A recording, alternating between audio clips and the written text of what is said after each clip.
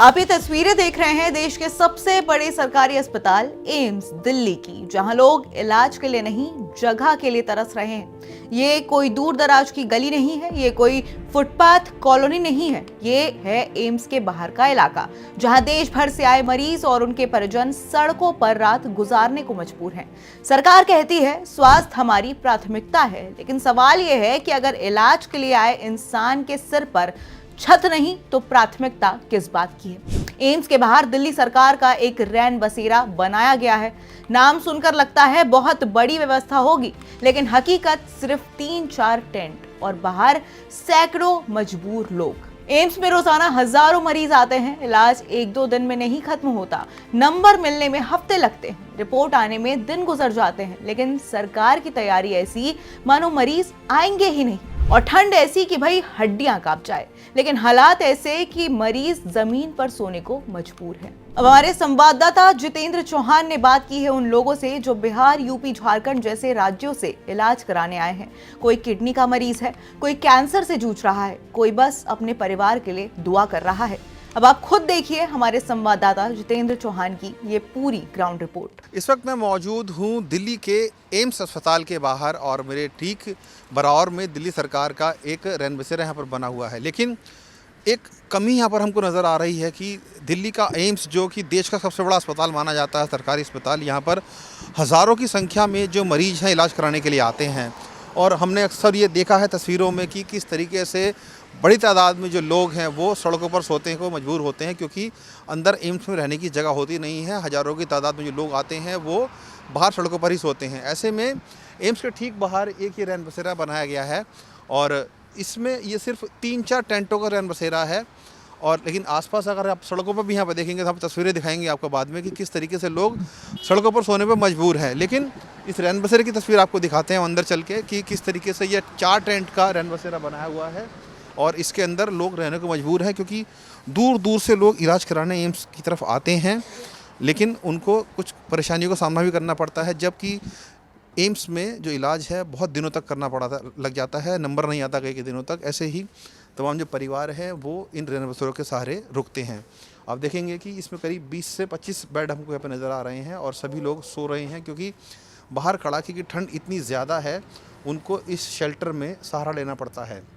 एक परिवार है जो पिछले 15 दिनों से इसी शेल्टर में आराम कर रहा है, रह रहा है, क्योंकि ये लोग बिहार से आए हैं इलाज कराने के लिए, और बाहर रहने की कोई जगह नहीं है, तो इसलिए शेल्टर होम में यहाँ पर रुक रहे हैं। बात करते हैं। भैया अपना नाम बताइए। विजय प्रसाद। ये जी, आप यहाँ कब से रुक रहे हैं और क्यों आए हैं यहाँ पर? 10-12 दिन में वो थोड़ा क्लिनिक में थोड़ा दिक्कत है। क्या है?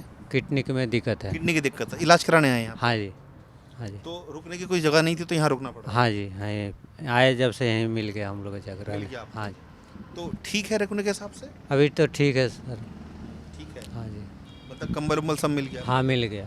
बेड वगैरह भी? हाँ मिल गया सर। खाने पीने की व्यवस्था भी? नहीं, हाँ सब कुछ है। सब मिल हाँ। तो आप संतुष्ट हैं इस चीज़ से? हाँ यहाँ सही है। क्योंकि अक्सर एम्स में इलाज कराना मुश्किल तो होता ही है, लेकिन सबसे बड़ी दिक्कत ये आती है रुका। हाँ रुकना बस यही है, मैंने यहाँ जो सुविधा सही है। आप बताइए कि आपको इधर ठीक लगता है, क्योंकि महिला हैं आप, अब इस तरह रुकना पड़ रहा है यहाँ पर? नहीं, सही है। सही है। कितने लोगों के साथ आप रुके हुए हैं यहाँ पर? 5 आदमी हैं। 5 लोग हैं। तो 5 को बिस्तर मिल गया इधर? हाँ मिल गया, कंबल उम्बल सब मिला हुआ है? सब मिला हुआ है। चलिए, ये अच्छी बात है कि जो बाहर से इलाज कराने यहाँ पर लोग आए हुए हैं उनको यहाँ पर ये खुशनसीब है कि इनको इस शेल्टर होम का सहारा मिल गया है, नहीं तो इस कड़ाके की ठंड में जो इनका मरीज़ है वो भी यहाँ पर रहने को मजबूर रहता। लेकिन गनीमत है कि सरकार ने ऐसे इंतजाम किए हैं। तमाम जो महिलाएं हैं वो यहाँ पर आप देखेंगे कि रुकी हुई हैं, क्योंकि इस ठंड में दिल्ली में इस वक्त कड़ाके की ठंड पड़ रही है, और जो लोग हैं वो मजबूर हैं सड़कों पर रहने के लिए। हम एक तस्वीर और भी दिखाएंगे आपको एम्स के बाहर की, जो कलेजा कपा उठती है कि किस तरीके से जो लोग हैं वो मजबूरी में सड़कों पर भी रहने को मजबूर हैं। इसके जो केयर टेकर है वो भी हमारे साथ हैं। क्या नाम है आपका? उत्तम ठाकुर। उत्तम ठाकुर। उत्तम जी, ये बताइए कि एम्स के बाहर क्या यही एक रैन बसेरा है? नहीं, और भी आगे 4 नंबर गेट पे भी है। हाँ, 4 नंबर गेट है, 3 नंबर गेट है, लोधी रोड में भी है, सफदरजंग में भी है। आसपास कितने रैन बसेरे बने हुए हैं यहाँ पर? होगा 40-50। लेकिन एम्स के बाहर तो यही है। एम्स के बाहर ही है। आपको लगता है काफ़ी है एम्स के बाहर के हिसाब से? हाँ उधर भी 3 नंबर गेट के सामने भी है ना, इसी बात। हाँ एम्स वो भी रास्ते में बगल में ही पड़ता है ना। तो कुछ दिक्कतें भी आती हैं, मरीज ही रहते हैं इनमें, कोई और भी रहते पेशेंट है हमारे यहाँ, पेशेंट ही है आदर्श। हाँ क्योंकि इन लोग जो अभी जो जिससे बात की है तो वो है किडनी का पेशेंट बताया, नेफ्रोलॉजी का। नेफ्रोलॉजी का कार्ड बहुत हार्ड बनता है एम्स के अंदर, सबसे ज़्यादा नेफ्रोलॉजी का कार्ड जल्दी को बनता नहीं है, 1-2 कार्ड बनता है, वो भी इन लोग आर्मी कैंप में जाके मतलब इनको सुविधाएं मिल जाती हैं। चलिए ये अच्छी बात है कि कुछ लोग जो आ रहे हैं बाहर से उनको ये शेल्टर होम की सुविधा मिल जाती है, लेकिन बहुत से लोग ऐसे भी हैं, मगर आपको तस्वीर में दिखाऊं कि उस तरफ, सड़क के उस तरफ बहुत से लोग ऐसे हैं जो सड़कों पर सोने के लिए मजबूर हैं। हमको दूर से तस्वीर दिखाते हैं कि किस तरीके से जो लोग हैं वो सड़कों पर भी सोने को मजबूर रहते हैं। सावधानी से चढ़िएगा, देखेंगे।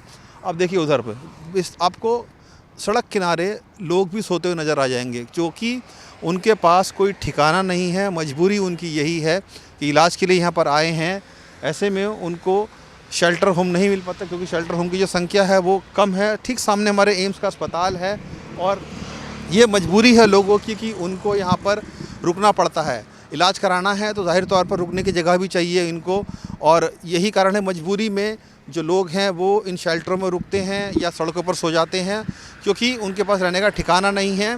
इसलिए सरकार ने भी प्रयास किए हैं अपनी तरफ से कि ज़्यादा से ज़्यादा शेल्टर होम बनाए जाएं, और उनमें से एक शेल्टर होम ऐसा है जो ठीक एम्स के सामने बना हुआ है। लेकिन जो व्यवस्था है यहाँ की मरीजों के हिसाब से या रहने वाले लोगों के हिसाब से जो सड़कों पर सो रहे हैं वो कम नज़र आ रही है। लेकिन जो केयर टेकर थे उनका कहना है कि आसपास के इलाकों में काफ़ी सारे यहाँ पर जो टेंट हैं बनाए गए हैं। ठीक इस एम्स के सामने ही देखिए एम्स विश्राम सदन भी है, इसमें भी बहुत से लोग ऐसे हैं जो कई महीनों तक इलाज कराते रहते हैं। उनको यहाँ पर रूम की सुविधा दी जाती है, सरकार की तरफ से ही है ये भी। लेकिन चूँकि एम्स में मरीज़ इतनी बड़ी संख्या में आते हैं, इतने ज़्यादा मरीज़ यहाँ पर आते हैं कि उनको अकोमोडेट कर पाना मुश्किल हो पाता है, और ऐसे में उन मरीजों का सहारा बनते हैं इस तरह के दिल्ली के रैन बसेरे। तो देखा आपने, अब रैन बसेरा में जिन्हें जगह मिल गई है वो खुद को खुश नसीब मान रहे हैं, और जिन्हें नहीं मिली वो सड़कों को ही अपना बिस्तर बना चुके हैं।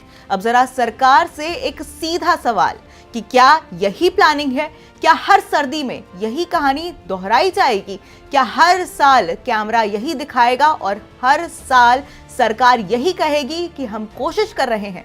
हम ये नहीं कह रहे हैं कि सरकार ने कुछ नहीं किया, लेकिन ये जरूर कह रहे हैं कि जो किया गया है वो नाकाफी है। आपने वीडियो देखी, अब खुद तय कीजिए कि क्या ये व्यवस्था काफी है।